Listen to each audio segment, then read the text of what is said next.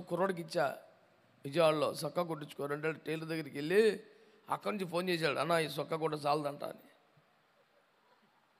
అది half hand shirt అయిద్ది నానా అంటే, అన్నా అడిగానన్నా అవదన్నాడు అన్నాడు. ఇది టైలర్కి అన్నాడు, ఇచ్చాడు. అవునయ్యా అవదండి, అవదు సార్ అన్నాడు. అదేంటి అబ్బాయి 2 పాకెట్లు పెట్టమన్నాడు, వెనకాల ఫిల్టర్లు పెట్టి 100 చెప్తున్నాడండి, ఎడ సరిపోతుంది చాలదన్నాడు. అడు మళ్ళీ అడిగి ఈరా అన్న, ఏరా అంటే చెప్పా అన్నాడు.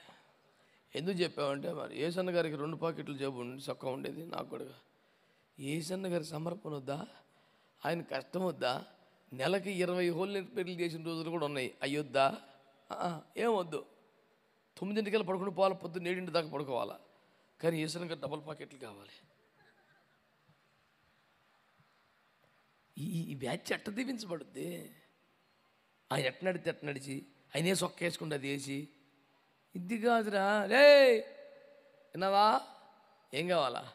ఆ సమర్పణ, ఆ వైరాగ్యం, శరీరం ముందు శ్రమపడి ఆ మనస్సు, అది మాలాంటి పిల్ల సేవకులు ఎప్పుడైనా ధైర్యం చేసి, అన్న ఎందుకన్నా స్కార్పియోలో తిరుగుతున్నావు, నలిగిపోతున్నావు అన్నది కుదిపేస్తుందన్నా అని ఇప్పుడు ధైర్యం చేస్తే, అబ్బా అయిపోయింది కోటం. ఈ మీద తెరిచి ఆర్తికి వెళ్ళిపోవటమే. ఈ రోజున మీ దృష్టికి మనం చేస్తున్నాం ఒక సంగతి వినండి.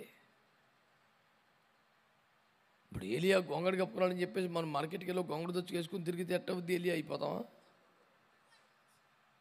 బుర్రపని చేయాలి కదా కొంచెం అన్నా. తోలు దట్టి కావాలి ప్రియులారాని, ఇప్పుడు ఏడ తెచ్చేదిరా తోలు దట్టి?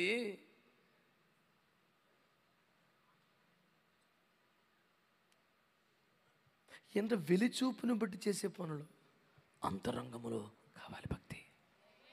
నేనేమంటున్నాను ప్రియులారా, వాళ్ళు ప్రభువును చూసి ఆరాధించి వెళ్తా ఇలాంటి భౌతిక లౌకిక మాటలు కాదు, ఆయన గురించి ప్రకటిస్తూ వెళ్ళారంట.